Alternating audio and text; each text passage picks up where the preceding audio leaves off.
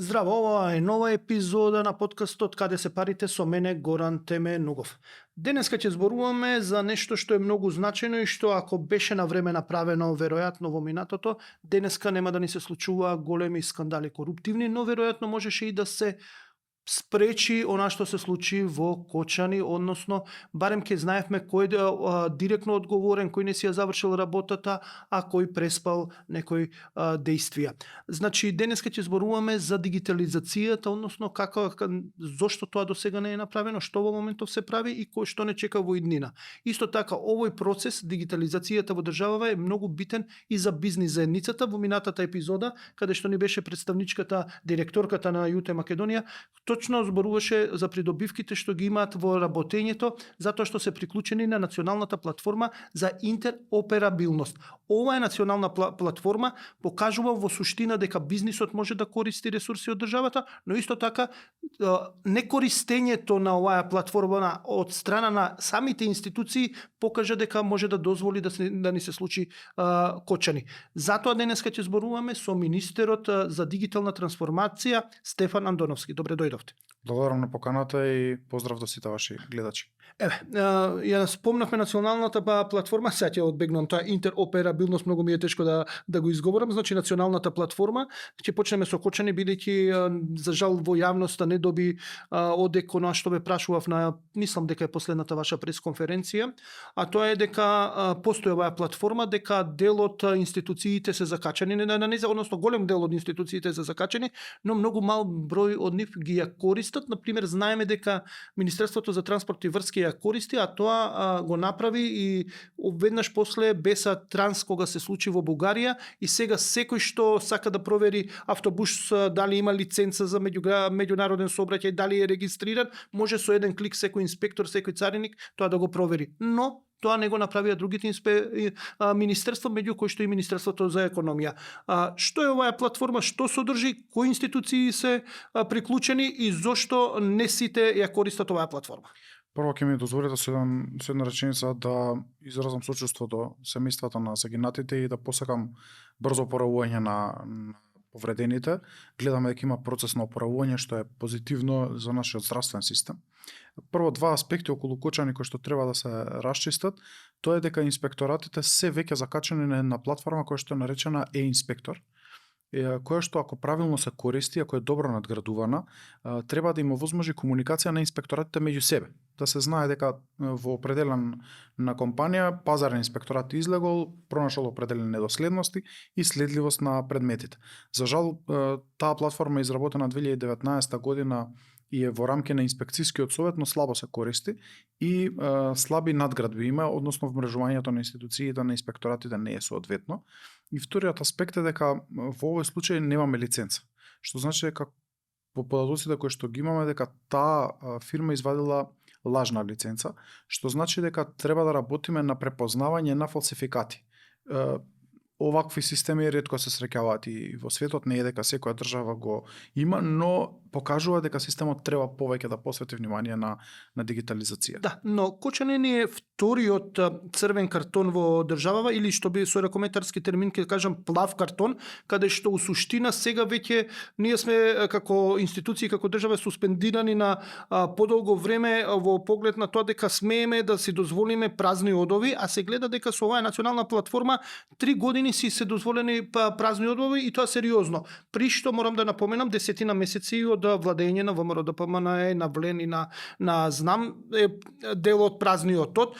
Зошто не е направено да биде функционално, бидејќи се изгоревме, што се вика 45 настрадани со Беса Транс во Бугарија, тогаш се направи системот за да биде проверливост, но сега во овој момент тоа не функционира. Зошто не функционира во себе ова и зошто не е препознаено како слабост и не се отстранило тоа за 3 години и 3 месеци се ова? Да ја објаснам платформата за да им стане појасно и на гледачите. Тоа е правна и техничка можност, платформата за интероперабилност, за автоматско споделување на податоци помеѓу сите кои што се закачани за истата. Еве едно пластично објаснување, тоа е еден вид на автопат од Куманово до Гевгелија, на кој што секој од институциите треба да закачи пристапен локален пат. Во моментот на платформата за закачани повеќе од 65 институции и приватни компании, од кои што активни се околу 30, што значи половина или малку помалку од половина. Активни ние ги броиме по бројот на трансакции. И ова е единствена платформа во поширокиот регион која што автоматски ги брои трансакциите. Што значи ние точно знаеме која институција колку трансакции има во зададен период. Проблемот се јавува не заради тоа што институциите не се закачени на истата. Имаме најголемиот дел од клучните институции во државата се закачани подолго време затоа што оваа платформа е преку еден ИПА проект поддршка од Европската унија од 2019 година. Но проблемот е што тие не развиле внатрешни системи за комуникација. Значи имаме контакт клиент, ние го нарекуваме, кој што комуницира со платформата, има врска помеѓу институцијата и платформата, но таа не разменува податоци. Зошто е добра? Затоа што го намалува времето на чекање на граѓаните и на компаниите, лесен е протокот на информации и тоа го прави може да зададете го прави по автоматизам. Јас го објаснувам со една услуга која што скоро ја промовиравме со Министерството за внатрешни работи, лиценцата за добивање дозвола за оружје, при која што кога аплицирате, веќе не поднесувате документ за неосудуваност, извод од матична книга на родени, потврда за државјанство, туку само аплицирате, а потоа МВР, системот во МВР, по автоматизам ги повлекува овие информации. За ова да се случи во другите области, нам ни се потребни две промени. Едната е промена на техниката, повеќе институции да се закачуваат и да ги развиваат своите системи. И вториот дел е правната регулатива, за да во законите ние не бараме фотокопија од лична карта, па дури ни извод, фотокопија од извод. Автопатот постои, приклучени се институциите, меѓу кои што е приклучено и Министерството за економија, но колку што знам, Министерството за економија не комуницира со автопатот, односно да комуницирало и да имало содржина, лиценците да било ставени на тој автопат, секој во Окочани ќе можел, секој инспектор, па дури локалната власт или инспекторите што се на државно ниво, со еден клик да проверат дали постои таа лиценца и кога некој лажната лиценца ќе им ја покажал, ќе гледале дека таа не постои во системот и ќе алармирале, ќе пријавиле, ќе имавме трага кој не си ја завршил работата. Вака повторно во една сива зона, а постои автопатот, постои таа клучка, но никој не си ја сработил работата во Министерството за економија. Тоа и претходниот состав, но и овој состав не си ја сработиле работата. Дали го увидовте тоа како проблем воопшто? Бевте свесни дека некој од министерствата не си ја завршуваат работата? Во секој случај, моето прво доаѓање во институцијата, првиот извештај што го добив за платформата ми покажа дека во тој момент повеќе од 40 институции не комуницираат. И мојата прва дилема беше прво зошто немаме повеќе приклучени институции и второ зошто тие не споделуваат информации. Првото решение, односно бројот на институции кои што се приклучени, проблемот го најдовме во тоа што платформата беше со застарени лиценци, кои што беа премногу скапи за инсталирање на нови комуникацијски клиенти. Приклучување на една институција чинеше од 20 до 30.000 евра. Она што го направивме затоа што спомнавте празенот, не беше празенот, туку беше надградба на платформата месеците октомври, ноември и декември, за таа да може да закачуваме на нејзе институции за многу помала сума. И сега во моментот ние веќе не мораме да креираме нови клиенти физички, туку можеме виртуелно да речеме Министерство за финансии ни е физички клиент, но виртуелно на Министерство за финансии можеме да ги закачиме сите институции кои што потпаѓаат под Министерството за финансии. Ова особено ќе биде важно кога ќе ги закачуваме општините. Нема да закачуваме 80 клиенти кои што чинат многу пари и многу одржување. Министерство за локална самоуправа, дури и сите заедно. И потоа виртуелни машини. Но препознавам добар политичар во моментов овде за трансакциите, ви должам за трансакциите во Министерство за економија. Да бидам чесен, ниту една институција нема развиено внатрешни системи, освен Министерството за транспорт. За препознавање на лиценците. Дали определена институција има, компанија има, или нема определени лиценци, или исполнува или не исполнува определени докази. Ова е нешто кое што не било приоритет на ниту една институција во изминатиот период. Кочани покажа слабости во економија, секако дека да, но покажа и криминал во економија, затоа што некој тенденциозно го правел тоа што го правел. И трето, покажа недостаток и на уште еден друг систем, а тоа е ДМС, документ менеджмент системот, кој што не закачувајќи се на истиот, исто така под наше раководење и менаџирање, нема автоматско задавање на бројчиња, на архивски бројчиња. Кога имате автоматско задавање на архивски бројчиња, не може да ви се случи да вие подметнете фалс документ под друго архивско бројчиње. Сега, зошто не рековте дека има слабости, дека не бил приоритет, но токму јавното приватно партнерство, односно приватните каде што имаат удел со јавното добро, односно во овој случај комуникацијата на приватните фирми во ноќни клубови кабарења со Министерството за економија кој што дава јавни услуги во 2020 стрикно наведено во Националната стратегија за борба против корупцијата како високо ризично за корупција. Значи, него ли детектиравте вие додека бевте во кога дојдовте на власт, ова како проблем и да ги натерате да комуницираат, министерството да направат своја внатрешна структура и да ги стават, например, лиценците од економија, како да беа заспани, односно како да не им беше приоритет? Ние донесовме на информација на влада со која што ги притиснавме или им препорачавме на институциите, ги задолживме да развиваат системи за да нудат услуги за граѓаните, кој што е еден од аспектите на комуницирањето преку платформата за интероперабилност. Она што не го правеа институциите, и јас ги разбирам затоа што наследивме катастрофална состојба во сите институции и можеби не се размислуваше на нешто ново, што треба ново да развиваме. Туку повеќе беше планот како ова што постои, како да се уреди да функционира. За жал, во ситуацијата не се препозна приоритет дека дигитализацијата треба да биде нешто што го правите паралелно со средувањето на состојбите внатре во институцијата.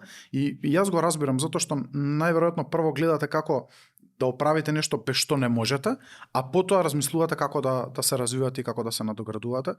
Во дадениот случај тоа ќе беше еден превентивен механизам, но мислам дека не можеше да го спречи тоа што се случи. Да, превентивен, но можеше веројатно да алоцира побрзо одговорноста и кој во суштина одговорноста и да алармира можеби превентивно за други случаи каде имаме недостатоци, каде може да се јават недостатоци. Но веќе алармирано е со Беса Транс, беше алармирано и Министерството за транспорт тоа си го заврши, свати дека проблеми им се лиценците, но и беше посочено после тоа дека тоа е слабост, лиценците се слабост, а гледаме дека лиценци издава и Министерството за економија, но и за екологија, например, за енергетика дават. Зошто не беше извршено притисок, бидејќи рековте криминали се случувале, бевте ли свесни вие воопшто дека толку може да е криминализирано се во ова и да ги натерате институциите побрзо да се дигитализираат, односно да станат дел од тој автопат, бидејќи борбата против криминалот и корупцијата пред се во иднина се гледа преку брзата и добра дигитализација.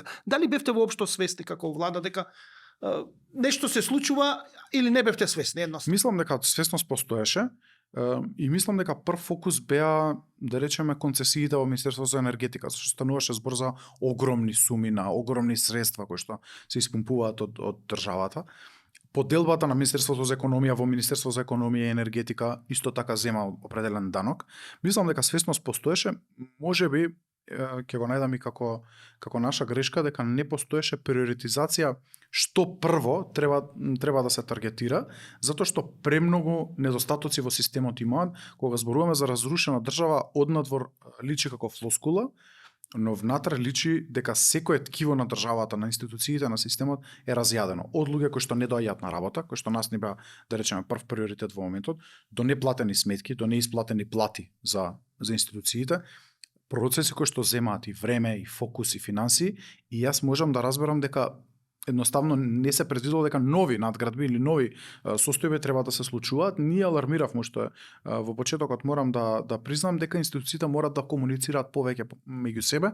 Моето прво мислење беше дека тие воопшто не се закачени, но при првата анализа забележав дека најголемиот дел од клучните институции ние веќе ги имаме на платформата и дека проблем е внатрешните системи кои што не комуницираат меѓу себе. Сега, кој сте, рековте, половината скоро да не комуницираат, немаат внатрешна структура. Кои се тие што се закачени и не комуницираат? Има ли сериозни играчи кои што се битни за системот, а што не комуницираат на оваа национална платформа? Еве ја земав и табелата пред мене, повеќе од половина не комуницираат, немаат доволен број на трансакции. Клучни институции, јас не би ги споменувал една по една, но еве ќе кажам кои комуницираат најактивно. Фондот за пензиско инвалидско, например, Министерство за социјална политика, демографија и млади, Агенција за вработување, Управа за јавни приходи, Министерство за внатрешни работи, Фонд за здравствено осигурување, нашето Министерство заради порталот, Државна комисија за спречување на корупцијата и Царинската управа, можам да кажам дека се топ 10 институции кои што најмногу комуницираат. Ќе забележите дека не спомнав определени институции, така, значи, ќе претпостави дека тие се така. оние кои што не комуницираат. Сега, УЈП комуницира, дали е добро поврзано со овој систем? Проблемот кај УЈП, јас сум го зборувал и во опозиција, е што од најдигитализирана институција стана институција која некако се загуши сама себе во процесот на дигитализација, затоа што наместо да развива системски пристап, развиваше портал по портал. И сега УЈП е единствена институција која што самата за комуникација со граѓаните и компаниите има 4 различни портали.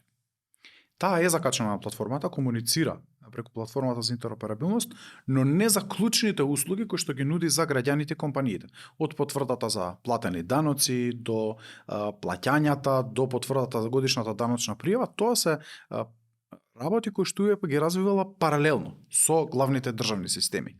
И тоа е грешка на институцијата подолг временски период, затоа што таа беше предводник на процесот на дигитализација пред 15-16 години и некако заглавена во недостаток на човечки капацитети, стара опрема и стар софтвер кој што неправилно се надградуваше, можам да кажам, се доведе во ситуација да сама себе си го блокира развојот. Сега гледам нов импут за напредок, една од клучните столбови на нивната програма за оваа година е дигитализација и очекувам да започне да чекори во една системска насока, движејќи се во патот кој што се движат сите други институции. Да, но во моментов се подготвува е-фактура, колку што знам, и таа треба да почне да функционира на 1.1.2026 година.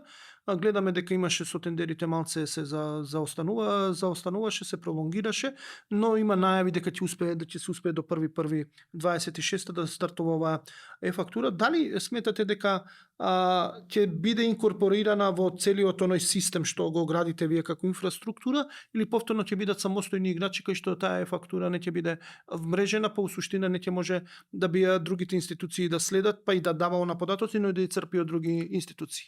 По информациите кои што ги имам во подготовката на овој проект, бевме консултирани како министерство, дадовме два совети кои што сметам дека се исклучително важни. Едниот е системот за единствена најава, да вие не треба одново да креирате нова лозинка, нов кориснички налог, туку тој што го користите до сега и за мој ДДВ, и за годишна даночна пријава, и за порталот за услуги да биде истиот кој што ќе го користите и овде, и верификувањето да се прави преку електронски подпис.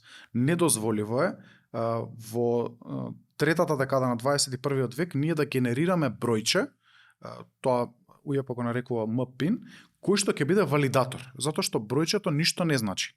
Ниту ја гарантира дека вие сте. Вие имате име и презиме, подпис, се верификувале пред давателите на доверливи услуги и е спротивно на сите постапки кои што ги тераме во насока на реформската агенда и пристапувањето кон Европската унија, и заради тоа инсистиравме на овие два аспекти, беа прифатени.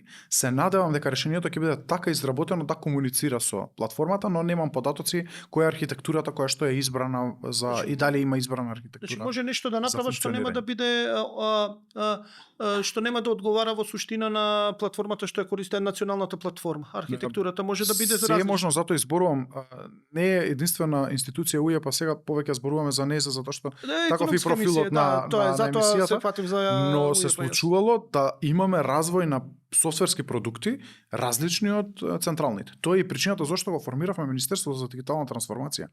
Ние имаме општини кои што комуницираат на засебна платформа од националната платформа за интероперабилност. Имаме институции кои што имаат софтвери за плаќање, кои што не го користат ова корисничко име и кој што е за сите. И тоа е законска обврска. Жалосно е што законите се донеле, законска обврска имало, но ниту има прекршочни одредби, ниту има инспекциски надзор. Да видиме дали некој навистина го почитува тоа. Те обврзуваат, ама не, ако не го испочитуваш, ќе дојдеме и за контролата малце на самото ваше министерство, но морам да ја вратам малце топката назад околу националната платформа за интероперабилност. Ајде да објасниме што точно содржи, зошто е тоа толку важна, кои спомнавте дека има надворешни играчи што не може да комуницираат, односно не ја полнат комуникацијата, не даваат комуникација суштинска. Ајде да ја објасниме убаво платформава за да ни стане појасно на сите што следиме. Тоа е една техничка архитектура која што дозволува поврзување на една точка, една институција со друга институција. Да тие не мора да развиваат паралелни структури една со друга, туку еднаш се поврзуваат на платформата и сите податоци кои што им се потребни од било која друга институција, а имаат право да ги приходуваат, тие можат да ги приходуваат. Во алтернативна смисла, како било порано, институцијата А, пошто ја земавме УЈП, ќе треба да развие врска и со Министерството за финансии, и со Трезор, и со нашето министерство, и со другите министерства, и со секоја компанија поединечно, за да може да разменуваат податоци. Во дадениот случај, еднаш развивате контакт со главниот автопат на информации, естонците го нарекоа X-Road, баш заради тоа дека тоа е пат, автопат на податоци. Практично јас го нарекувам автопатот на 21. век, каде што вие ќе разменувате податоци. Минатата година имавме околу 8,5 милиони трансакции на истиот и очекувањата се дека годинава ќе растеме затоа што во првите 3 месеци имаме раст од 12-13% на бројот на трансакции. Таргетот е да имаме 10 нови институции, државни приклучени, најмалку оваа година, веќе го приклучивме јавното претпријатие за државни патишта и планот е да имаме што повеќе можеме приватни компании. Значи отворено и за приватните компании. Отворено значи, и бесплатно е споделувањето на информациите за приватните компании, за оние кои што имаат законско право да имаат некој вид на информација. Ќе ја направиме првата пауза за нашите пријатели кои што у суштина ни овозможуваат да го правиме овој подкаст. Ќе се вратиме после паузата и ќе продолжиме за приватните компании, бидејќи тоа е многу интересно што може да добијат и за што ќе се поедностави за тие компании, бидејќи така ќе се развие бизнисот, а државата ќе им дава услуги и рековте бесплатни, ќе памтиме да зборуваме што е бесплатно, сепак нема бесплатен ручек викаат, па да видиме како ќе се наплати. Останете после со нас и после паузата се враќаме. Колку малку треба за една искрена насмевка, за да се случи магијата, за изненадување со супер подарок и за некому да го направиш денот со најубавите вести на светот. Инспирирај се од вкусовите кои не прават посрекни, повесели, подобри. Витаминка. Во оваа епизода гостин министерот за дигитална трансформација Стефан Андоновски. Зборувавме за кочани, дали можеше малце да се превенира тоа што се случи ако Министерството за економија имаше развиена локална инфраструктура која ќе комуницира на националната платформа за интероперабилност. Одговорот беше може би да, може би не, но сепак ова е размислување што треба во иднина да се развива за да не биде лесно проверливо кој има лиценци, кој нема лиценци, инспекторите да може да проверуваат лесно кој е субјектот што го контролираат, дали ги исполнува сите законски обврски или не ги исполнува, па за да може да се преземаат одредени мерки. Но пред го завршивме првата третина, првиот дел од подкастов со објаснување што значи таа национална платформа за интероперабилност. Објаснивте дека тоа е една точка каде што огромен број институции ќе се поврзат и преку таа точка сите ќе си разменуваат огромен број на информации што се со закон дозволени, но рековте и уште една многу битна работа, една многу важна работа, дека на таа платформа може да се приклучуваат и приватни компании и тоа би било бесплатно. Ајде првин, што значи ова приватни компании, кои се тие приватни компании, што ќе значи ова за бизнисот и дали е навистина бесплатно тоа? Бесплатно е од аспект користењето на платформата, секако треба да се вложат определени ресурси кои што треба компанијата да ги има за да може да се приклучи на платформата за интероперабилност. Тоа се технички услови кои што ние претходно им ги кажуваме, кои што треба да ги исполни определена институција, се покажа дека институциите имаат сенс, компаниите имаат сенс дека им е потребна оваа платформа и дека инвестицијата не е преголема во машина, компјутер, кој што би бил контакт точка со платформата за интероп. Значајно да се каже кои податоци тие можат да ги добиваат. Комуникацијата клучна ќе биде со Централниот регистар на население, кој што ќе биде пописот во 2030 година. Практично тоа е нашиот дигитален попис. И второ, Агенцијата за вработување, Агенцијата за катастар, мислам дека ќе бидат клучните институции од кои што компаниите ќе добиваат информации и ќе бараат информации. Може Еве да објаснам, објаснам например, дали УЈП, например, беше во претходната епизода ја најавив дека гостинка ми беше директорката на ЮТЕК Македонија, која кажа дека е дел од оваа платформа, но например УЈП сега изготви една алатка каде што на сите граѓани има колку имаме приходи. Тоа е многу битен елемент затоа што ако банките или например еве финансиското друштво како што е ЮТЕ по автоматизам може да ми ги провери сите приходи колку ги имам без да одам на шалтери да барам изводи за 6 месеци колку сум добил. Овде со клик може да провери.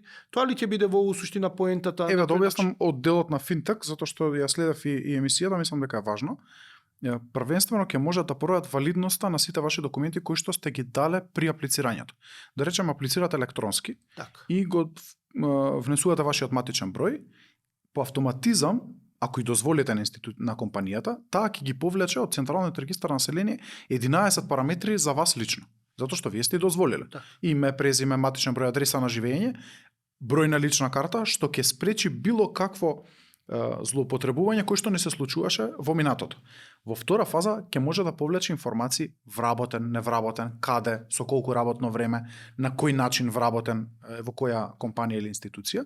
И третиот аспект, секако ако УЈП развие таков механизам кој што е достапен на платформата за интероперабилност, ќе може да ги повлече и тие податоци кои што се однесуваат на вашиот така наречен кредитен рейтинг во рамки на управата за јавни приходи. Сега не може, УЈП не комуницира на тој начин со. И јас мислам дека не ги нуди тие податоци на платформата за интероперабилност, но еве можеби грешам, тие податоци можеби се во развој, но сакам да кажам дека со еден клик, со развој на внатрешен софтвер во компанијата, еве од финтек секторот, ќе можат да ги прибавуваат сите овие информации. Мислам дека тоа го препознаа компаниите, затоа што во последните 5 месеци ние имаме 10 нови барања од компании да се приклучат, најмногу од IT секторот, телекомуникациите и банките и финансиските друштва.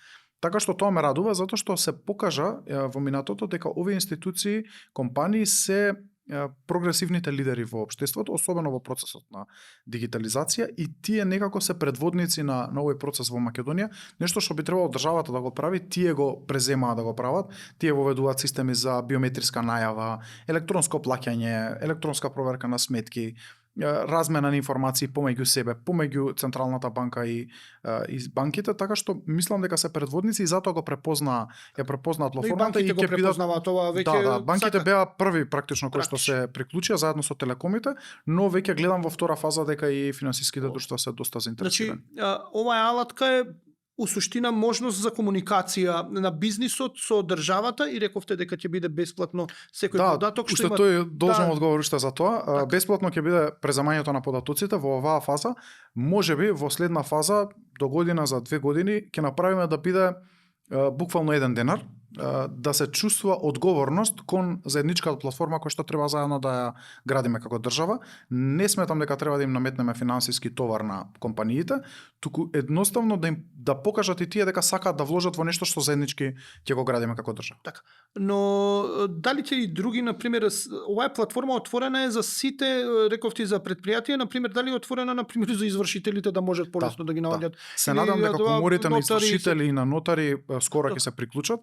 Исклучително ни се важни заради купопродажбите кои што се случуваат, нотарите, а извршителите од своји причини, и мислам дека ќе биде многу важно затоа што судовите веќе ги имаме закачено. Таа врска ќе биде исто многу важна која што ќе треба да се створи. Зборуваме вака парцијално ги отвараме работиве, ова ќе направиме, но ајде сега да одиме со најконкретното прашање, у суштина можеби и ова централното прашање на подкастов. Ќе имаме ли реална дигитализација или пак ќе биде падни стани, крпење, едноставно дали ќе добиеме оперативен систем кој што ќе биде интегриран, кој ќе биде цел, кој што ќе ја обедини целата инфраструктура во државата, јавните предпријатија, локалните предпријатија, централните институции да комуницираат на една точка, дали тоа ќе се постигне и кога очекувате да заврши дигитализацијата? Таа никогаш не завршува, но да кажеме еве сега сме дигитализирани, веќе системот функционира. Ние бевме на добар пат тоа да ни се случи 2013-14 година. Тогаш бевме во првите 30 држави во светот по индикаторите на дигитализација.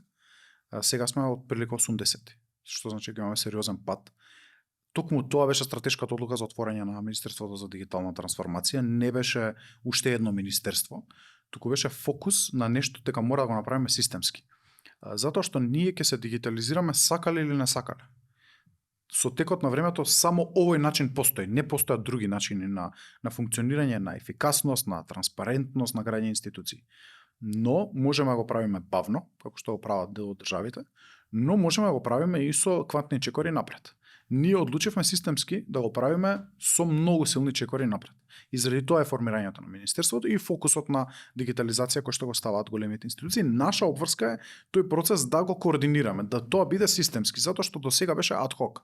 Ако имате добар директор или министер во определена институција, тоа одеше брзо, ефикасно, имаме добар развој. Ако имате некој кој што е побавен или не го разбира развојот, не сваќа дека не треба да го сака направи, за да може не корупција, сака, она. ја затвара институцијата, не е транспарентен, тој може тоа да го прави затоа што нема некој да го координира пристапот и да дојде на влада и да каже извинете, но овие 5 институции навистина заостануваат и треба да се постави дополнителен фокус. Ако го задржиме ова темпо, овој системски пристап, сигурен сум дека до крајот на овој мандат, можеби втората година од следниот мандат, што значи 28-29 година, ние ќе имаме дигитализирана држава, да знаеме дека се е на определено ниво на дигитализација. Не можам да кажам дека во тој момент ќе ни биде се буквално дигитализирано, се ќе биде на еден клик. Но држави кои што на овој системски пристап, на овој начин системски пристапиле, имаат успеси за 4 до 5 години. Ние имаме добра основа, имаме институции кои што се навистина напред и само треба да градиме системски да се градиме системски во таа насока. Кои се тие институции што се добри во овој момент? Ние бевме први кои што го дигитализиравме целосно катастарот. И катастарот беше добар пример на систем на дигитализација кој што функционира до граѓанинот. Ќе се сетите дека до 2015 година се вадеа имотни листови електронски и тие беа валидни. За жал тоа пропадна, сега повторно ги враќаме, од оваа година се повторно валидни електронски извадените имотни листови. Таков систем кој што беше пример во Европска унија беше системот на Мој термин, кој што застана, не се доразви, да развие и е-рецепт, и потврди и целото водење на пациенти во рамки на терцијарната грижа во болниците, затоа што застана на определено ниво, не се доразви. Тоа се системи кои што се биле примери за поширокиот регион дека добро функционираат. Нормално на нивото кој што беше 2012, 11, 10 година. Сега ги имаме нови, како ново нешто, ние централниот регистар на население, кој што навистина една добра алатка која што ни служи. Платформата за интероп која што ја зборуваме цело време беше иновативност во 2014-15 кога првпат аплициравме за истата. Тоа бевме во првите 10 држави во Европа кои што тоа го прават. Сме имале многу добри примери, за жал според мене кризите од 2015 година, политичката, ковид, економската, финансиската, енергетската, ја заборавија дигитализацијата. Дали ја заборавија случајно заради кризите или намерно, бидејќи сите извештаи, например, на антикорупцијска кажуваат дека дигитализацијата ако се воведе ќе се намали корупцијата. Дали е случајно, односно заради кризите политички и економски, или намерно од 2014 наваму не се тера работата за да се остави корупцијата? И јас сигурен сум дека е намерно во институциите кои што биле дигитализирани, а застанале. Како што е УЈП и како што беше катастарот. Јас сум сигурен дека таму има намера да не се развива процесот. Кај институциите кои што немале сила да се закачат ни тогаш, да се дигитализираат ни тогаш, тука можеби да зборуваме за немање на приоритет, се изгубил фокусот и така натаму. Но сепак мислам дека кога менувате 5 министри во Министерството за информатичко општество во 5 години, не може да очекувате систем. Секој од нив му треба 2-3 месеци прво да најде кај се наоѓа. Второ, става министри, претходната влада ќе биде многу директен, од помалите коалициони партнери. Што значи дека ова министерство служеше за подкусурување. И тоа прави да немате систем, да немате системски пристап. Еве ќе се вратам повторно на Министерство за економија. Дали не се расчепкува моментот со лиценци и не комуницирањето на Министерството со националната платформа, односно не инсистирањето да се поврзе само за да не се внесува во коалицијата немир, односно бидејќи тоа се од влен министер едноставно не се отвара темата дека можел актуелниот министер да направи малце повеќе. Јас разговарав со сегашниот министер, веќе му го предложив концептот кој што го зборувам за смарт лиценци и мислам дека во наредниот период ќе имаме сериозни резултати во ведел. Инаку, да не ме сватите погрешно, сметам дека Министерството за економија, какво што беше, комбинација на енергетика, минерални суровини и економија, беше најкорумпираната институција која што имавме во државата. Од концесиите, начинот на давање на тие концесии, колку средства, рекетирањето на компаниите во приватниот сектор, до рекетирањето и однесувањето под притисок кон гостителството, хотелите, начинот на кој што се даваат звездите во хотели. 10-11 месеци. Мислам дека драматично се смени, затоа што немаме ниту една пријава дека Министерството за економија репресивно кон некого се однесувало и ама не е дигитализирано, добро. се побарале. Факт е дека процесот на дигитализација е бавен во институциите. Тоа е факт. И наша задача е да го забрза. Добро, но овде можеби намерно е бавен, бидејќи овде големи пари, големи можно. Па еве спротивното се случува да речеме во енергетика. Енергетика сега ги има големите, да речеме, проекти, минерални суровини, концесии, кај нив процесот на дигитализација за младо министерство, за ново со кое што има недостаток на кадар, се одвива со интересно темпо. Ајде сега доаѓаме на дигитализација зборуваме, воведовте многу новини, ќе ги зборуваме малце подоцна, но се добива впечаток дека ни се случува дигитално да извадиме одредени документи, да ги имаме, но на крајот да ни се случи некој на шалтер да треба да однесеме и да ни рече, где е печат, што би рекле, мислама, има една каде се парите, каде е печатот? Во овој случај, каде е печатот, ако нема печат, не ти го признаваат документот, а си ги поминал сите институции, тој документ позади, тој документ стојат сите институции што ги одобриле податоците внатре, значи е валиден, добиен од портал, односно од институција која што е дигитализирана, но на крајот некој општински или државен службеник ќе рече, извини, нема штембилче, нема печатче. До 2025 1 јануари ова беше случај заради една недореченост во законот, кој што велеше дека кога ќе го испечатите електронскиот документ, тој станува фотокопија. Ако го искористите електронски, да речеме го добијате од порталот и го препратите електронски, тогаш се смета за валиден, но ако го испечатите се смета за фотокопија, што беше едно небулозно решение, затоа што ние два пати ги теравме да плаќаат луѓето кои што се дигитално напредни. Ќе извадите извод од матична книга на родени електронски, ќе го платите, ќе го испечатите, ќе го однесете во институција, ќе ви речат каде е печатот и вие ќе се вратите во матично да извадите документ хартиен со печат. И овие луѓе ги казнувавме затоа што размислувале дека можеби можам електронски да си ја завршим работата. Со измените на законот, ние дозволивме да секој документ кој што ќе го издаде порталот биде прифатлив и во печатената форма. Затоа што тој е целосно валиден, тој има електронски печат, електронски подпис, точно се знае кога е произведен и ние имаме, сега институциите имаат обврска да ги прифаќаат.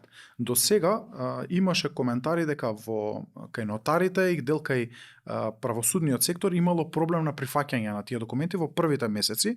Испративме два дописи до овие комори и од тогаш јас не сум слушнал пријава на граѓанин дека не му се прифаќаат овие документи, што мене ме радува.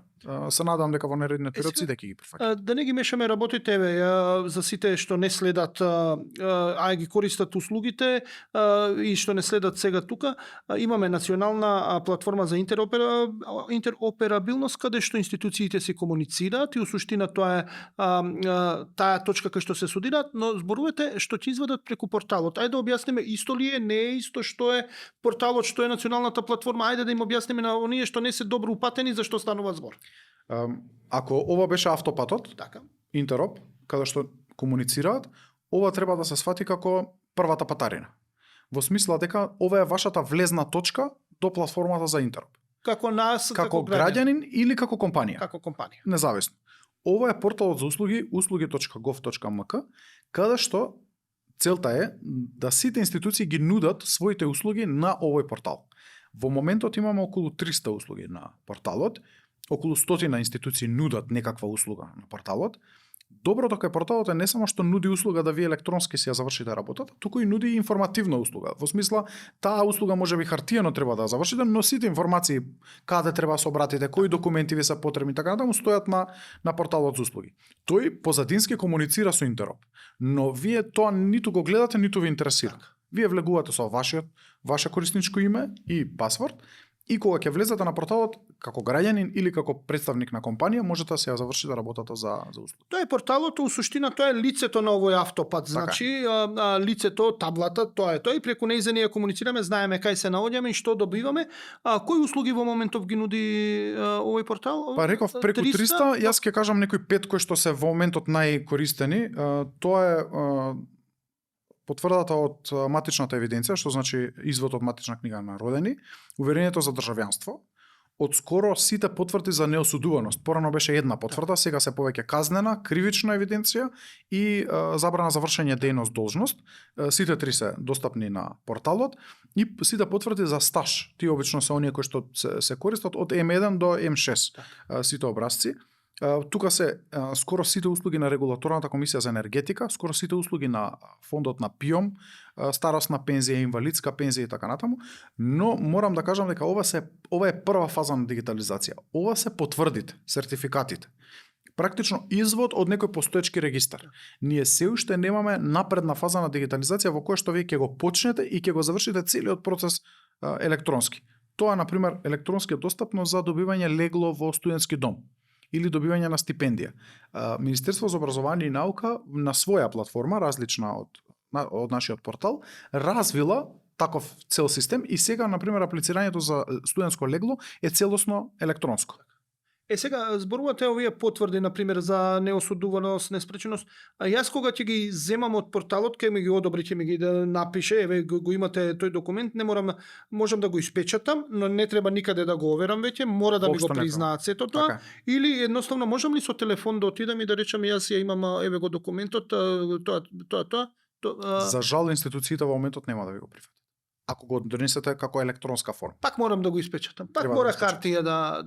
И зошто не ми го признават од телефон кога ќе видат тој документот со Затоа што, порталот? например, законот им вели дека тие во досието свое, за вас, за вашиот предмет, мораат да го чуваат тој документ. Па ќе го имаат електронски, зошто Би го имале електронски, ако имаат електронска архива, работиме овој период, ќе има измени на законот за архивско работење, во кој што ќе им дозволиме на институциите кои што се способни, технички и преку човечките ресурси, да можат да имаат и електронска архива. Што значи дека ќе треба да ја тргнат на страна или да не ја употребуваат хартиената архива, доколку тоа е можно, ако имаат примарен сервер, секундарен сервер. Повторно мораме хартија да имаме во државните. За жал во моментот да.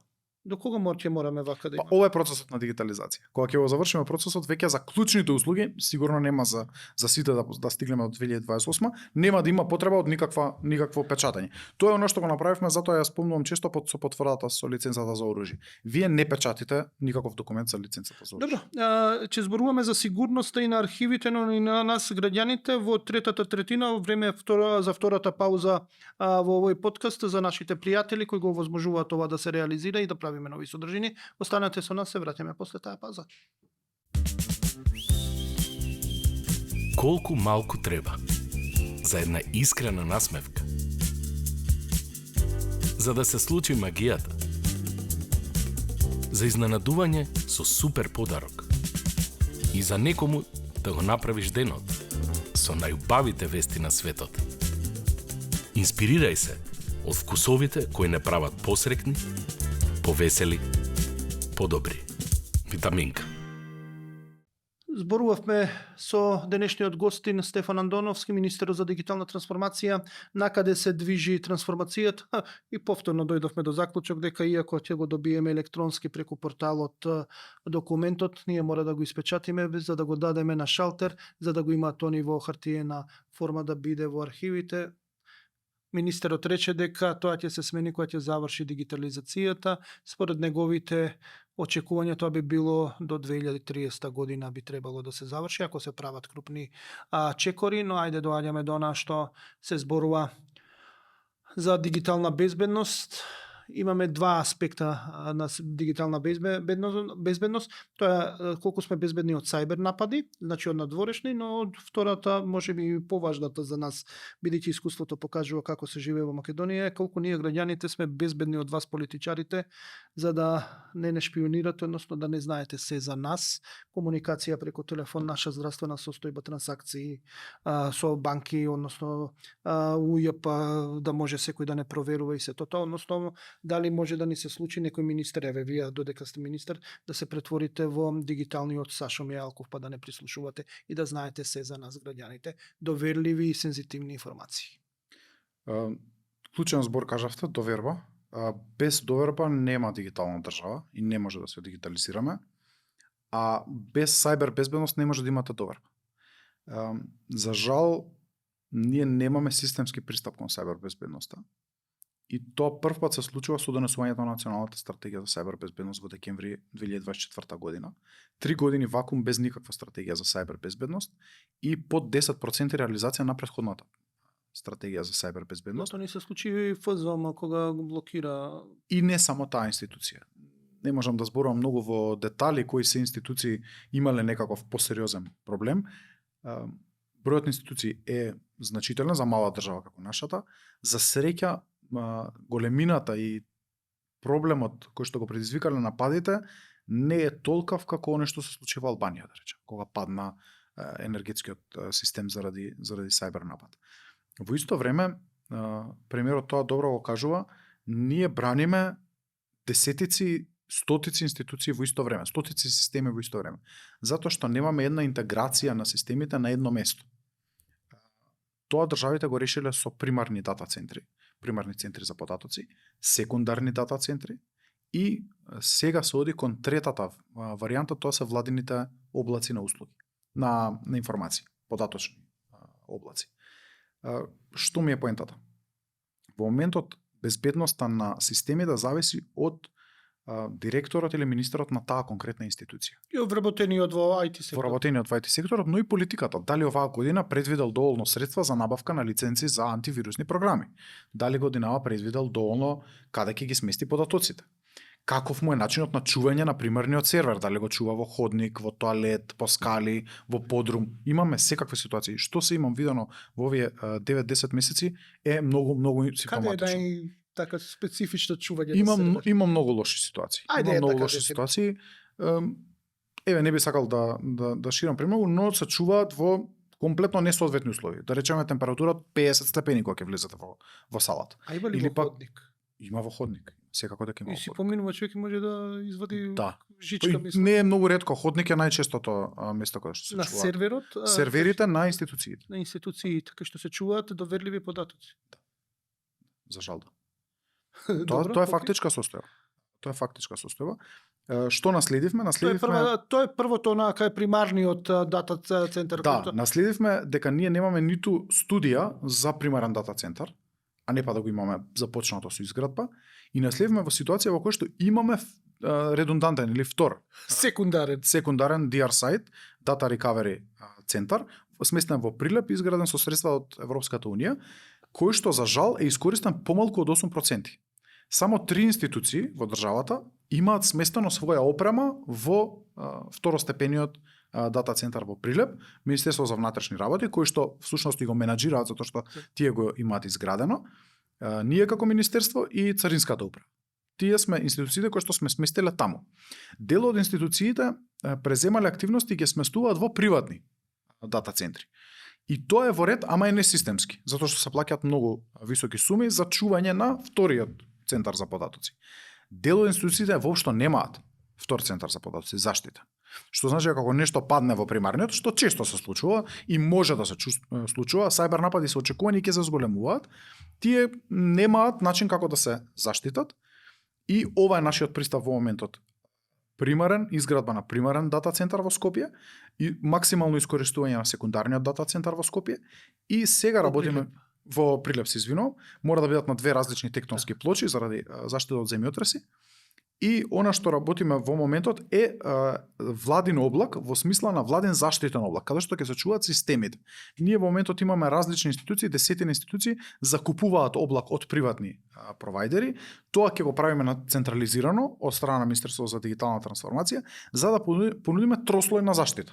Да вие имате начин како да чувате. Примерен дата центар, секундарен и Ајде, пред да одиме за граѓаните заштитата, колку ова би чинило и кога реално можеме да очекуваме? Јас имам една планска табела, како што кажав, 2030 година е нашиот таргет и за инфраструктурата, затоа што овде ќе бара и поврзување со владина оптичка мрежа, која што оптичка мрежа последен пат е изградена 2013 година. тогаш само се одржува. Што значи кај нас некако со дигитализацијата што е направено до 2015 година пресечно, во 80% случаите тоа е развојот. Ке чини многу помалку од што чинат автопати, железници, енергетски објекти и така натаму, но вложувањето мора да почне денес. Не може да чекаме да тоа трае, па немаме средства оваа година, па немаме средства следната година. Тоа мора да биде да стартува веднаш, затоа што со мала инвестиција во дигитализација имате многу голем ефект. Така. Например, еве за Парите споредба, ти ми ги кажете колку Центарот за податоци во Крагуевац чинеше околу 70 милиони евра. Затоа што тие сметаа дека треба да го издаваат и на приватни компании. Практично државата издава. Ние сметаме дека тој треба да биде помал и да одговара исклучиво на потребите на нашата држава, а не и на приватниот сектор. Приватниот сектор ќе го оставиме сам да гради, да вложува, мислам дека ќе вложуваат наредниот период. Мислам дека половина од таа сума ќе биде за примарниот дата центар, секундарниот во Прилеп чинеше околу 12 милиони евра, владината оптичка мрежа би требало целата конструкција да не надмине 100 милиони евра во наредните 4 години. Сега како ќе се не штитите од вас самите, нас граѓаните? Да, тоа е важно прашање. Прво немам такви амбиции било кога да прислушкувам. А можете реално. Важно да... прашање. Платформата за интероп е така направена да не можете да гледате што разменуваат институциите. Тоа можеби не го спомнав на почетокот. Ако разменува податоци Агенција за вработување со Министерство за финансии, да речеме, ние гледаме дека тие разменуваат нешто, но не можеме да видиме што разменуваат. Немам информација и нема да има никој информација друг, освен тие самите што побаруваат и што добиваат како информација. Дури и ние кои што ја менаџираме платформата за интероп. Важно прашање е Централниот регистар на население, но таму точно имаме утврдено кои податоци лични на граѓаните ние ги имаме и по закон смееме да ги имаме и точно кои институции, ние проверуваме институција по институција, дали смеат да имаат лични податоци на граѓаните. И тој процес е целосно заштитен. Сместен е пристапниот комуникацијски клиент во една затворена станица, се пристапува со картичка, со клуч и со пасворд личен на секој од вработените кои што смеат да имаат пристап, и тоа е строго контролирано и ограничено, се снима и до сега, еве од постојањето на Централен регистар на население 4-5 години, немало никаква реакција дека некој злоупотребил некакви податоци. Интересно, на порталот услуги.gov.mk можете да си проверите во изминатите 6 месеци или една година дали некој пристапил до вашите лични податоци, кој во кое време и зошто, која е причина. Можете ли да влезете вие со картичката во таа соба и да штракнете, еве Горан Теменугов, да видите кој што и да ми смените нешто или да ми избришете и јас одеднаш да не постојам? Не. Затоа што така е направен Централниот регистар на население, не го зборувавме, многу добра алатка, која што прибира податоци од 4-5 различни институции. И тие се фиксни. Единствено што може тие кога ќе се препокријат да јават грешка. Односно да кажат, да речеме, ни се случува, МВР да има заведено вашата домашна адреса како Јордан Хаджи Константинов Джинот, број 7, а Управа за водење матични книги ЈХ Джинот, Така. број 7. Тука веќе може да има реакција, но не може да се случи да некој од министерството или од друга институција влезе и промени некакви податоци. Добро, значи дигитално не ќе може да не прислушуваат. Не. Сега доаѓаме до на населението, Централниот регистар на население, што содржи тој, да ја објасниме, бидејќи тоа ќе биде интересна алатка и веројатно ќе го реши проблемот во Македонија со пописите и нема да имаме веќе политика и препокување политички, туку ќе се оди по автоматизам. Рековте дека некаде до 2030 би требало да се развие и овој систем или веќе е развиен? Овој систем е развиен, се користи. Го користат најмногу од приватниот сектор телеком операторите за кога ќе сакате да извадите број. Односите лична карта, го вкуцуваат вашиот матичен број и излегуваат сите податоци. 11 параметри во моментот гледаме и тие се во 80% од случаите точни. Ни се случуваат недостатоци, грешки во податоците, недоволно внесување и многу активно работиме на наредниот период. Ова ќе биде практично регистарот кај што за прв пат ќе користиме блокчейн и ќе користиме вештачка интелигенција. Затоа што сакаме да ги чистиме податоците врз основа на вештачка интелигенција. Да пребарува и да јавува автоматски системот дека постои некаква грешка или дека некој погрешно внесол податок. Да, но доаѓаме до едно исто така прашање сега, како ќе комуницираат вие како држава со нас како граѓаните, бидејќи се најавуваат на пример МВР дека ќе не казнува по мејл, ќе ни стигнува казни и сето тоа, но ние имаме приватни мејлови. Ние можеме да сме логирани преку па јас сум логиран, не знам ни кој ми е пасвордот, не знам ни со кој мејл, мислам дека еден стар мејл, па после тоа нов, не знам, не успешно се логирам, јас сум баталил логирање на страницата на УЈП, како ќе комуницирате со мене и колку тоа ќе биде законски доверливо во суштина, како ќе ме казнувате врз основа на кој мејл, бидејќи ја ќе речем па не сум го добил мејлот, не го користам тој мејл, фала многу пријатно, не сте ми информирале, па ќе се тужиме, па ќе се докажуваме дали сте ми информирали или сте ми ја платиле казната. Со МВР основата на тоа ќе биде Централниот регистар на население, затоа што податоците таму се валидни. Соработката со МВР не води кон подсетник и сандаче, нешто што го развиваме ние на порталот. МВР прибира мејл адреси и телефонски броеви на граѓаните, кој што исто така може да ги верификува, затоа што вие за да извадите телефонски број морате да дадете ваша лична карта со која што се препокриваат податоците и мејл адреса која што вие самите сте ја дале при регистрација на моторно возило. Ние тоа го правиме на порталот и нема никаков проблем ако вашата мејл адреса е заборавена, изгубена, не знаете која е, едноставно со јавување во нашите контакт центри или со доаѓање во било кој од нашите центри за услуги, тие по матичен број и по лична карта ќе ви ги најдат податоците кои што ги имате и веднаш можат да ви обноват мејл адресата, да ви постават нова и така натаму. Важен во ситуација е електронскиот матичен број или електронскиот број на граѓанинот, кој што е една анонимизирана бројка, секој од нас ја има кога првпат ќе се логира на порталот и е зададена. И таа бројка е фиксна. Оваа бројка заедно со Централниот регистар на население ќе бидат основа за комуникацијата меѓу граѓаните и институциите. МВР оди во насока на Safe City, за да може да се имплементира проектот Safe City. Граѓаните кои што ќе бидат казнети како што пријавиле своја лична адреса, физичка адреса, така ќе имаат пријавено своја електронска адреса и свој мобилен телефон. Дали овој број може да биде основа да ни издадете вие една државна мејл, еден државен имејл, каде што у суштина ќе бидеме ние обврзани како граѓани да го проверуваме и да го негуваме и да го чуваме и бидејќи така може да комуницира државата со нас на милиарда основи, па да ни праќа известување дека треба да одиме на пример на систематски, дека имаме закажано тогаш и тогаш термин за преглед, па да заказни дека сме добиле, да не подсетува за неплатен данок или дека имаме обврска кон државата да подмириме. Едноставно тој број што велите дека постои во заднината да биде основа да ни дадете една државен мејл кој што сите граѓани ќе треба да го имаме и треба да го користиме, бидејќи се веќе ни е на телефон и едноставно да бидеме во контакт со државата и државата со нас и да нема она ве информирав, не ве информирав, знаеше, не знаеш. Наш прв фокус е порталот, да информацијата ви стигне на вашиот кориснички налог на порталот. Порталот во моментот не е доволно искористен да вас ви биде прво нешто што го гледате, а порталот испраќа порака на вашата мејл адреса. Втора фаза ќе биде мобилната апликација која што веќе подолго време ја најавувам, која што ќе биде државна супер апликација во која што ќе бидат вклучени и електронската лична карта, електронската возачка дозвола, но и нотификациите. Се случи некоја поголема несреќа, не да боже во определен регион од државата, имаме временска непогода, треба да ги информираме граѓаните, практично ќе служи за информирање на граѓаните, но и персонализирано, дека вам ви истекува личната карта за определено време, дека вие треба да направите нешто, дека сте добиле казна и така натаму. На телефон ќе имам таква супер апликација. Ќе имате супер апликација. Јас очекувам почетокот на 26-та веќе да ја има во поголемо користење, а 25-та кон крајот ќе биде во тест верзија, да едноставно сите ја провериме, најдеме грешки и ги пријавиме за Министерството за јас во телефонот ќе имам лична карта и возачка дозвола и не ќе морам да ја носам во новчаникот.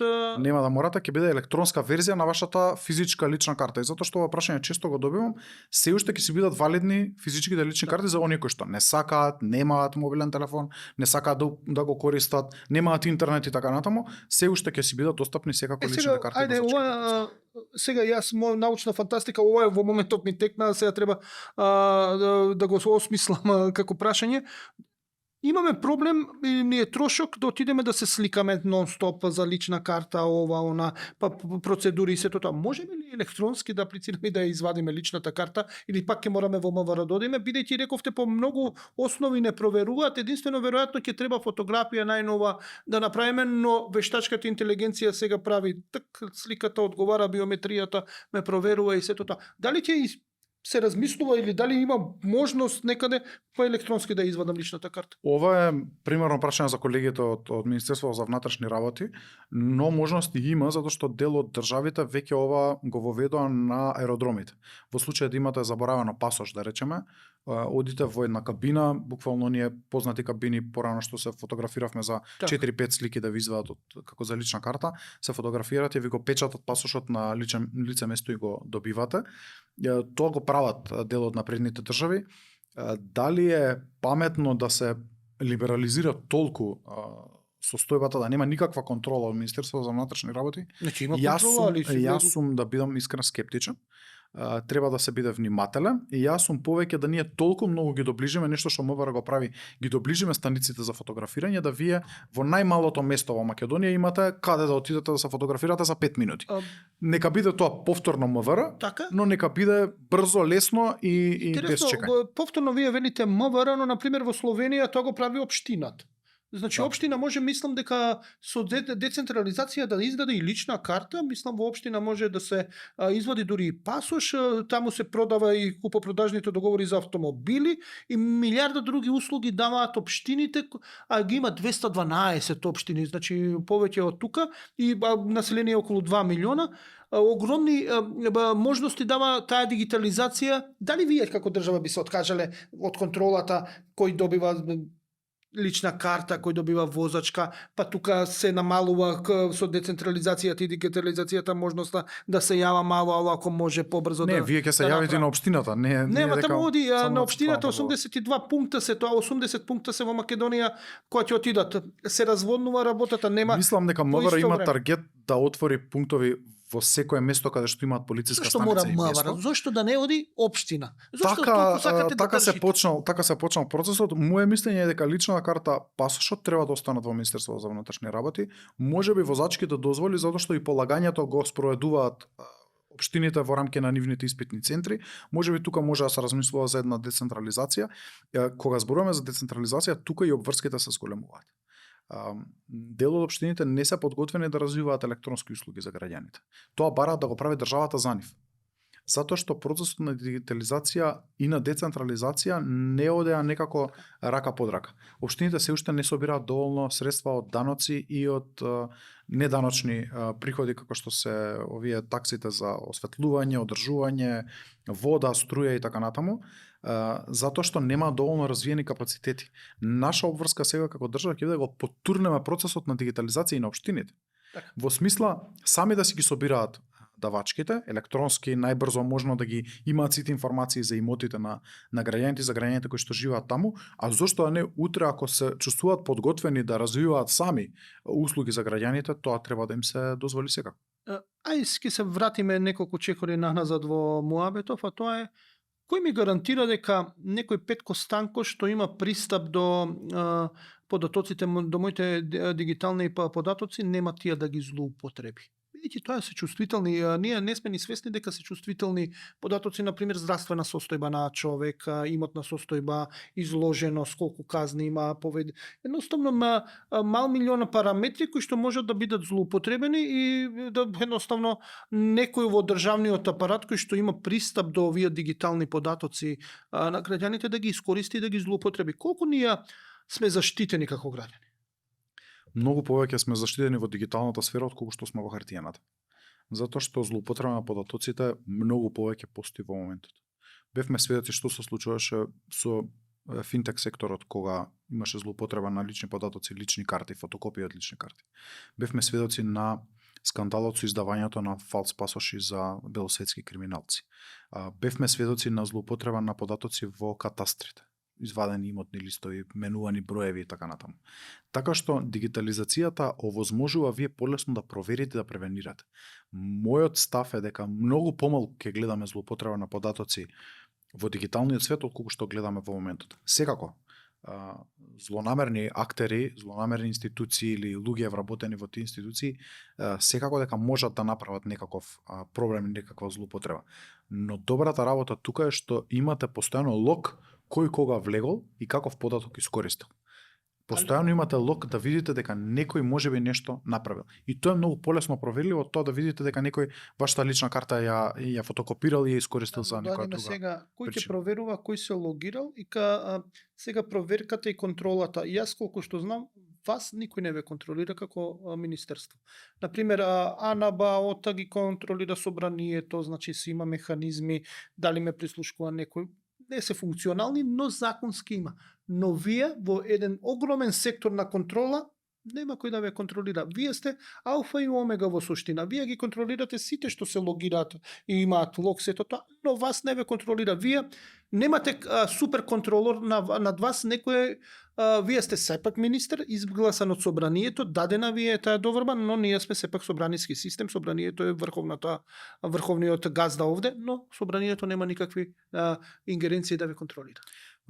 Првата контрола се граѓаните, затоа што секој може да види дали некој пристапил до неговите податоци, дали ги видел неговите податоци и зошто ги видел. И вториот аспект на кој што ќе треба да се работи е новата комисија која што се формираше во собрание. Порано беше комисија за транспорт и врски, сега е комисија за транспорт, мислам дека и енергетика и дигитална трансформација. Оваа собраниска комисија секако може да истражува, да прави надзорни расправи, анкетни комисии за тоа што се случува во Министерството за дигитална трансформација и на кој начин надлежност да ве контролира, да формира да тројца пратеници или 5 минути да ви дојдат и да ви кажат ајде да видиме кого сте чепкале. Можат, со тоа што до сега немало, да речеме, поголем интерес. Јас организирав овој период, ќе имаме презентација за сите овие три клучни системи: Интероп, порталот за услуги и Централниот регистар на население и за нашите вработени, но ќе го понудам и на собранието, на владата, на сите заинтересирани, кои што ќе сакаат да слушнат малку подетално, 2-3 часа, и практично што овие портали значат, за што се користат и која ми е намената и употребата, па тука можеби ќе постои просторот или интерес од собранието и за некаква подетална контрола. Интересно ми е, дигитализирате, зборуваме за дигитализација, но од друга страна вие отворивте канцеларии, колку што знам, по некои локални, по општини, локални самоуправи.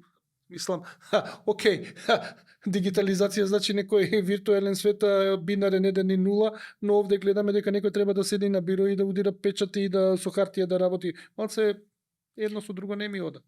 Често го добивам ова прашање и ви благодарам што го прашавте. Не сакам да се доведеме во ситуација во која што се ќе биде дигитално и ќе ги забораваме граѓаните кои што не знаат, не сакаат да употребуваат дигитални алатки, не знаат како, немаат дома компјутер, немаат пристап до интернет. Се уште имаме процент од нашата популација која што не се чувствува едноставно комотно да користи дигитални алатки. Се чувствуваат покомотно да отидат и некој да ја заврши работата на шалтер. Затоа, искористувајќи го постоечкиот потенцијал на министерството, не вработувајќи нови луѓе, искористувајќи луѓе кои што немале доволно задачи изминатиот период, ние отворивме центри за услуги во Аеродром, во Јагуновце и во општина Штип до сега, а ќе отвориме уште 5, можеби и повеќе до крајот на годината низ цела Македонија. Затоа што сметам дека овие центри треба да бидат и центри на знаење, на учење, на споделување информации, на центри во кои што граѓаните кои што немаат дома ресурси, можат да ги искористат ресурсите ако знаат. Центри за да вработиме што е вработено во минатото, да не отпуштиме бидејќи мислам дека никого нема да отпуштиме, но и никого нема да вработиме. Да, ама нема да отпуштите, ама и не би ги отпуштал луѓето кои што 10 години и повеќе се во Министерството за информатичко општество биле, а кои што имаат техничко познавање. Тие одржувале системи, можеби се среднисти по образование, но одржувале системи, мрежи, интернет, компјутери и така натаму, мислам дека нивното знаење и искуство може да се искористи. Колку вакви се луѓе што ќе работат на шалтери? Во моментот се околу 30, очекувам бројката да биде околу 80. До крајот на проектов за отварање на центри за услуги. Ние сме дигитализирани со шалтери. Мислам, добро, мене не ми влегува во глава има држави, знам дека на некои ќе им биде можеби забавно, но има држави кои што отидоа на целосна дигитализација на одредени процеси, кај што работата можевте да завршите само електронски, не можевте хартиено и се вратија назад. Затоа што сватија дека има 20-25% од популацијата која што не е подготвена за вакви чекори. Добро, јас тоа ќе го направам во општина или во државна институција, но во Министерство за дигитализација поентата на Министерството за дигитализација е дека можете секоја работа да завршите во тоа министерство. Без да одите и во земјоделие, и во правда, и во МВР, сите работи кои што ги нуди порталот и сите услуги кои што ќе ги дигитализираме, ќе бидат достапни на едно место. Практично тоа е еден шалтер за сите услуги, една точка во која што ќе ги завршите сите работи кои што ги имате. Добро, тука сме некаде при крајот на овој подкаст, но гледаме големи планови има за дигитализацијата, но имаше и исто така големи планови со една акција што беше под вас како министерство, а тоа беше компјутер за секое дете. Што бидна со таа акција? Кај се компјутерите? Што се направи? Се фрли грдни пари?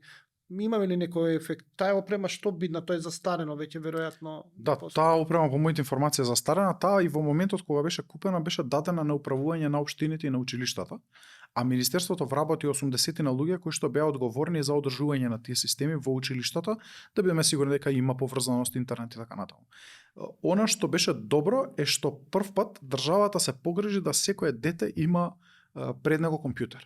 Затоа што беше време, јас бев тогаш во средно училиште, беше време во кое што не секој од нас имаше можност да има компјутер или смартфон или таблет дома, и тие средства навистина беа голема тежина на буџетот на нашите родители.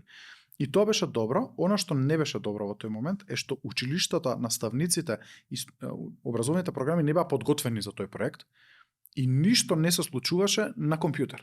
Ниедна програма не се предаваше на компјутер. Ако сега почнеше тој проект денес, со преживеана корона, да речеме, во која што училиштата веднаш мораа да научат како да водат програми онлайн и така натаму, ќе имаше многу поголем ефект. И вториот аспект е не се прилагодија училиштата на тој оперативен систем бесплатен кој што се користеше во училиштата, туку беа обучувани на друг оперативен систем кој што не беше компатибилен. Едноставно не беше прифатено од училиштата. У суштина, тоа е неуспешен проект кој што не чинеше колку пари? Немам пресметки точни, секако чинел, една компјутерска станица би била толкаш 300-400 евра сигурно, но мислам дека беше добра намера без комплетна реализација до крај, за да ги видиме ефектите после подолго време. Го прават, вакви чекори прават и други држави со сличен ефект, затоа што прифаќањето на опремата е клучно. Треба да развиваме прво методологии, начини, програми како да ги користиме, а потоа да ја овозможиме инфраструктурата. Значи, шалтери ќе останат шалтери што ги има Министерството за дигитална трансформација и таму место да одат по шалтери на повеќе институции, треба да се обратат на шалтерот на Министерството за дигитална трансформација и тој вработен таму што работи треба да ги обезбеди за граѓаните сите документи што ги барат. Тоа е усуштина. Тоа е целта на работа. Тоа е целта на шалтерот. Најмногу се користи и сега од ловџиите, да речеме, за потврдата за оружје, немаат дома компјутер или не знаат како да поднесат, одат во центрите за услуги, ја добиваат таа услуга од нашите. Иако таа е услуга на МВР. Ајде, последно прашање, сосема да затвориме за бизнисот повторно. Зборевме како се користи од банките, како од финансиските друштва, зборуваме дека може да ги користат и други институции, приватни компании. Не сакате да биде тоа да се наплаќа, но рековте може и символично еден денар да биде чисто да знаат дека плаќаат нешто што е корисно. Ајде, бизнисот што би требало да очекува во наредниот период, освен развивање на националната платформа, што може да очекува, накаде ќе одите, како ќе му помогнете со оваа дигитализација, нешто што не го кажавме до сега, да го завршиме муабетот за бизнисот. Да, два клучни аспекти имаме во бизнис секторот, освен платформата Интероп. Првото се услугите за компаниите. Ние дел од услугите ги дигитализираме, особено тука ќе спомнам повторно регулаторната комисија за енергетика, огромен дел од услугите од таа комисија се веќе достапни на порталот. Заедно со Македонија 2025 и други комори, сите стопански комори со кои што разговаравме, гледаме методолошки кои се најкористените услуги кои што му се потребни на бизнисот, а треба да се дигитализираат, и во наредниот период многу сериозен фокус ќе ставиме на дигитализација на услугите за бизнис секторот, ќе бидат достапни на порталот. И вториот аспект на кој што сум многу горд е нашата поддршка за првиот европски дигитален иновацијски хаб. Ова особено ќе ги таргетира малите и средните компании, стартап секторот, на кој што ќе му помогне дигитално да се трансформира. Овој хаб, кој што е еден конзорциум од 7-8 различни партнери, претежно од академија, тука е ФЕЙТ како предводник, факултетот за електротехника, но и други факултети, Сојузот на стопански комори, ќе работи со малите и средните компании во нивниот патокас на дигитална трансформација, а кај оние кои што се дигитално трансформирани во тестирање на продукти пред пласирање на пазар во делот на дигитализацијата. Овој ДИХ, Дигитален инновацијски хаб, е препознаен од Европската унија, доби грант од Дигитална Европа, ние дополнително кофинансиравме како држава и сега имаме на располагање средства и ноу-хау кои што ќе им понуди дигитални алатки на приватниот сектор, особено на малите и на средните компании. Мислам дека апетитот расте кај компаниите и мислам дека тие и со кредитите кои што ги добија со овој ЕДИХ, но и со други дигитални инновацијски хабови кои што се во соработка со другите стопански комори, мислам дека ќе имаме еден развој на дигитализација во приватниот сектор кој што секако ќе го помагаме ние како држава. Значи на порталот ќе бидат и за граѓаните да може да си добијат што сакаат, ќе бидат и фирмите што може да си добијат. Да, дури во моментот, ако се закачите на порталот, го поделивме за да биде визуелно полесно. Левата страна е услуги за граѓани, десната страна е услуги за компании, за правни лица. И веќе можете да изберете некоја услуга. Например, нашиот северен сосед многу добро се покажа со дигитализацијата, позади кој што стоеше македонка, бивша министерка на информатичкото општество, се покажа многу добро во короната кога јас се вакцинирав во Србија бидејќи Македонија не можеше да обезбеди вакцини, а ние како новинари колегите од Србија ни овозможија да бидеме вакцинирани.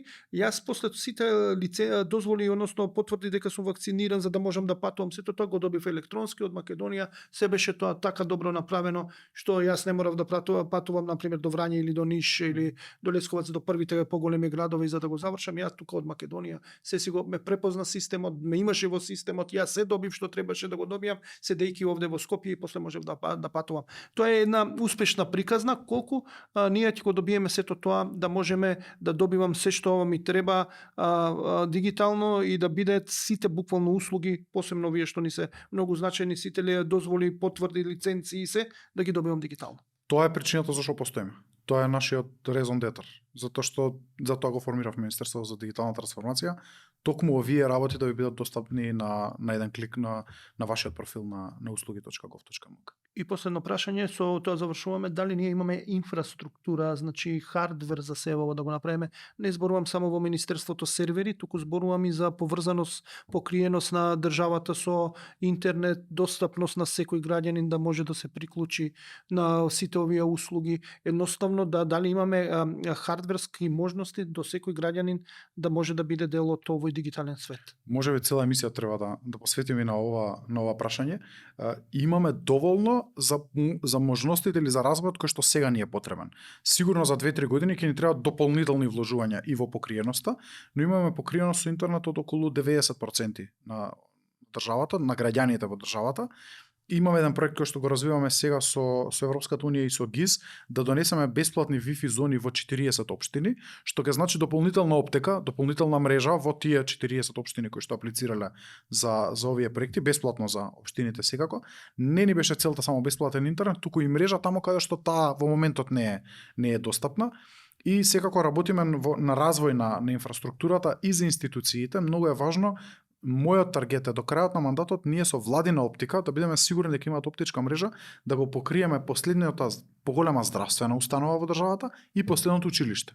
Така. Ние не треба да бараме интернет, супер брз оптички интернет во некое место кое што се користи за рекреација, за уживање. Так. Има 5G во најголем дел од државата или 4G, не е никаков проблем, но секако државните институции треба да бидат поврзани со тоа оптика. ќе влечете што се вика оптика, Кабел. тоа е физички кабел, но ајде најпоследното прашање, се отвараат многу работи, Многу бидејќи теми се има во познати, министерството, се размислували да се постават на небото можности, Starlink мислам дека дава интернети услуги, така да искористиме у суштина државата да постигне договор и да бидеме покриени што се вика бежично цела држава и буквално јас седам во Маријово и ми треба некоја дозвола за да не одам сега до Прилеп или до Битола или да се шеткам, си седам во Маријово, си гледам звезди и преку телефон да си извадам што ми треба секоја дозвола и да завршам работа. Многу добра поента. Јас на почеток на мандатот ги разгледував можности да за во тие ние ги викаме бели зони каде што нема покриено со интернет. Италија и Грција тоа го направија на островите, затоа што не можеа да повлечат интернет. За нас, за волку мала држава, мислам дека ќе успееме да го покриеме на традиционалниот начин.